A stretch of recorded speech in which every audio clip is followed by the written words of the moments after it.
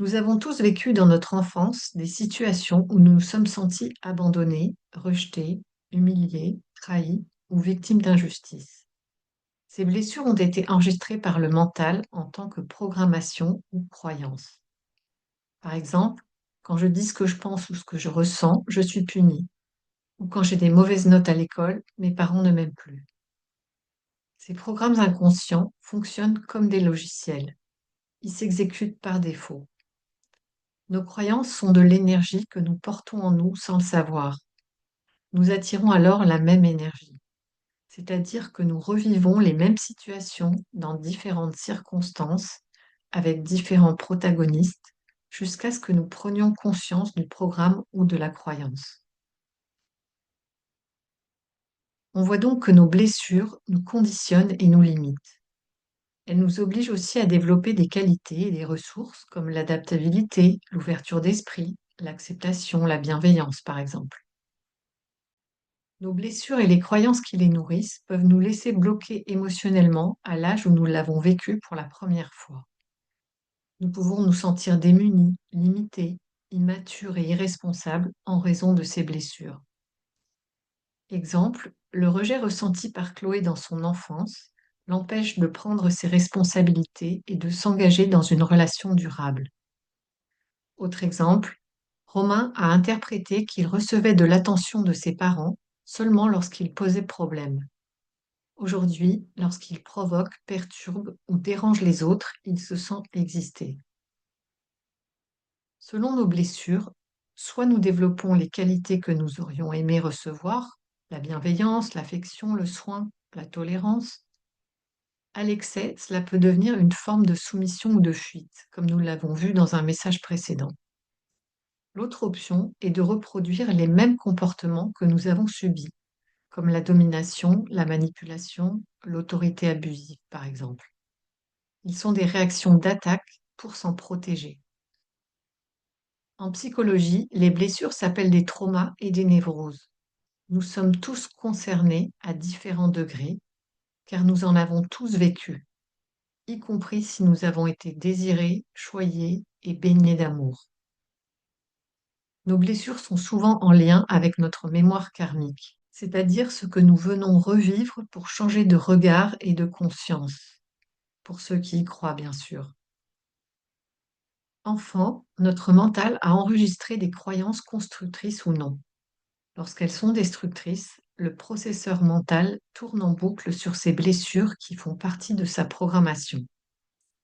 Nous portons cette énergie et l'attirons à nouveau malgré nous. L'injustice, par exemple, se joue et se rejoue. La blessure fait souffrir jusqu'à ce que nous soyons au bout de nos ressources et nous fassions aider. Ou jusqu'à ce que l'on tombe malade et qu'on n'ait plus le choix que de changer nos habitudes et notre perspective, c'est-à-dire changer de programme. Ça consiste à prendre du recul, à voir la blessure et les situations depuis la conscience que nous sommes, et ressentir les émotions et les sensations dans le corps. Accepter de les vivre pleinement. Puis de changer l'histoire en imaginant ce qu'on aurait aimé, comment les gens auraient pu se comporter avec nous, ce qui consiste à identifier nos besoins et se donner ce dont nous avons besoin. Cela nous permet de ressentir des émotions et des sensations légères. Après une reprogrammation, nous pouvons constater que nous avons le pouvoir de changer de ressenti. Nous pouvons aussi observer que nos expériences changent. Nous attirons ce qui nous correspond. Les programmes se réorganisent et s'harmonisent dans le mental. Parfois, de nombreuses prises de conscience et reprogrammations sont nécessaires. Cela dépend de chacun. À chaque fois, la conscience s'élargit. Quoi qu'il en soit, nous pouvons nous amuser à recommencer avec tout ce qui génère un mal-être jusqu'à ressentir liberté, détachement, légèreté ou plénitude. Quand nous croyons que nous n'avons pas le choix, que la vie est une fatalité par exemple, nous n'allons pas le vivre. À nous de voir si nous souhaitons changer cette croyance.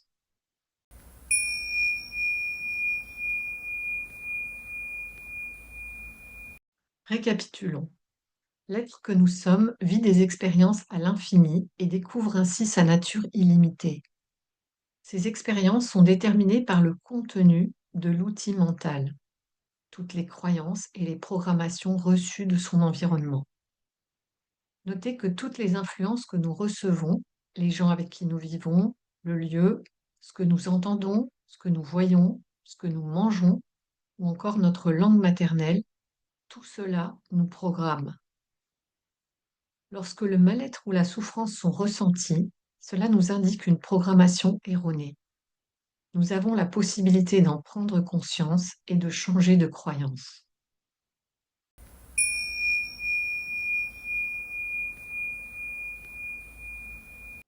En définitive, ce qui nous empêche d'être conscients de ce que nous sommes et de rester présents à nous-mêmes, c'est l'ignorance de notre vraie nature, l'ignorance de ce dont nous disposons, c'est-à-dire un corps, un mental, une personnalité, des émotions et leur fonctionnement.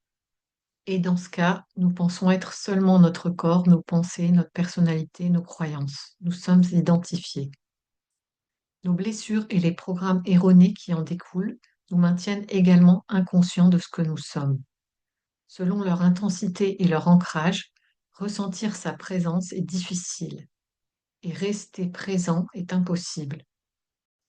Dans ce cas, il est utile, voire indispensable, de se faire aider par quelqu'un qui va nous permettre de changer de perspective sur ce que nous vivons. Découvrir ce que nous sommes et notre fonctionnement permet de voir que nous sommes créateurs de notre réalité. Tant que nous ne le voyons pas, nous sommes animés par des mémoires inconscientes, des influences astrologiques, des mémoires générationnelles et au final, la vie qui sous-tend tout ce qui est. Lorsque nous reconnaissons ce que nous sommes, nous avons la possibilité d'assumer et d'accepter nos créations. Nous avons aussi la possibilité de créer davantage. Plus nous pratiquons, moins nous sommes utilisés par notre mental. Il reprend alors sa place d'instrument au service de l'être pour créer ce à quoi nous aspirons au plus profond de nous. L'être n'a besoin de rien, il ne veut rien, si on peut dire. C'est la paix immuable. En revanche, en tant que conscience infinie et illimitée, ces expériences lui permettent de s'expandre et de découvrir tous les possibles.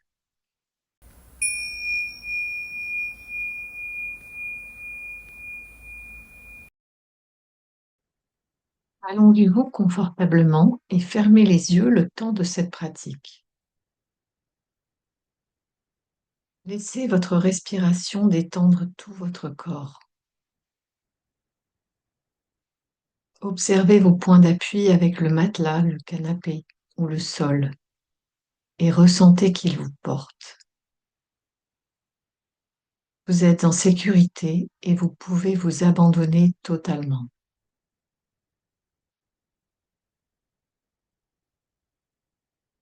Maintenant, revenez à une situation qui a généré des émotions intenses récemment, comme de la colère, de la rage, de la peur ou de la terreur, le dégoût ou encore de la tristesse. Que ressentez-vous? Voyez de quelles émotions il s'agit.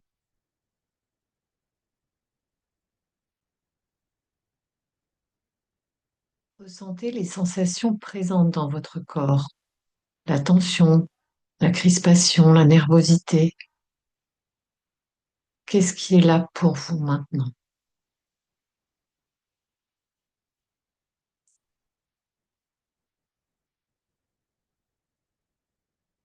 Prenez un instant pour voir qu'est-ce qui ressent, qu'est-ce qui est en mesure d'observer tout cela.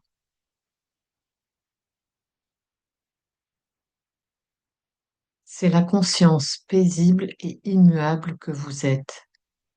La conscience immuable avant les sensations et les émotions qui, elles, vont et viennent. Sans conscience, pas d'expérience.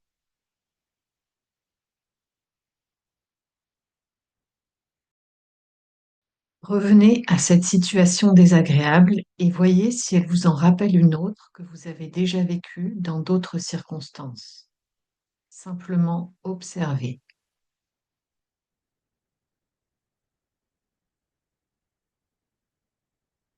Voyez si vous ressentez ou si vous résistez à ressentir tout cela. Prenez une profonde respiration et embrassez ces sensations et ces émotions comme vous embrasseriez un petit enfant en détresse. Enveloppez-le d'amour.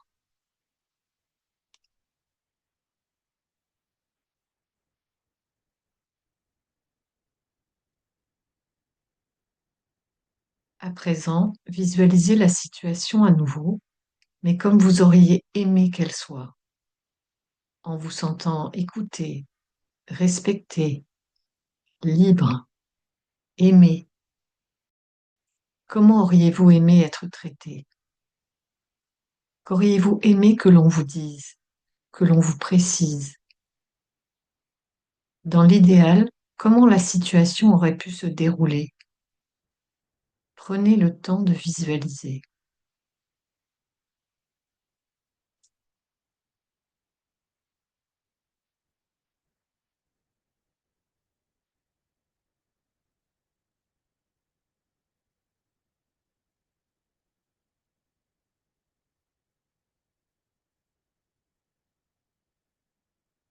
Puis observez maintenant comment vous vous sentez.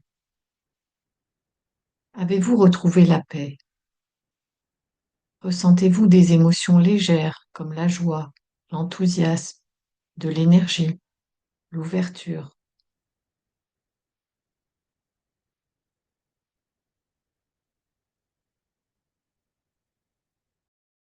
Quelles sont vos sensations à présent?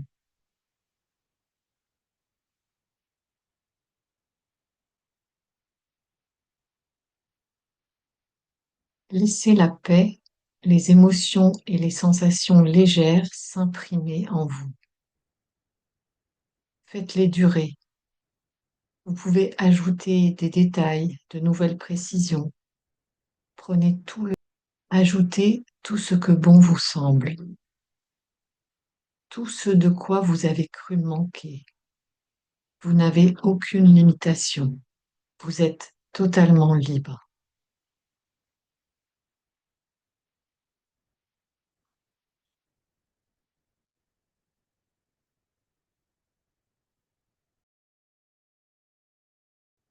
Voilà, vous venez de prendre conscience de vos sensations et vos émotions par rapport à une blessure que vous avez ressentie, une blessure qui sommeillait en vous,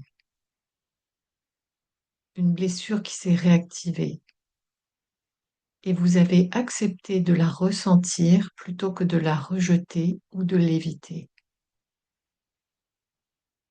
Peut-être avez-vous pu voir la croyance et le manque de respect, de liberté, de recul qui déclenchaient ces émotions et ces sensations.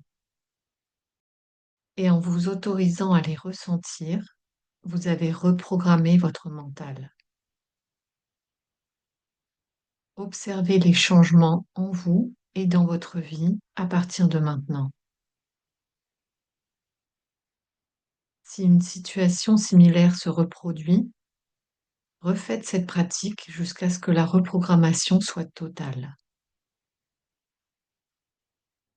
Vous pouvez partager votre expérience sous cette vidéo.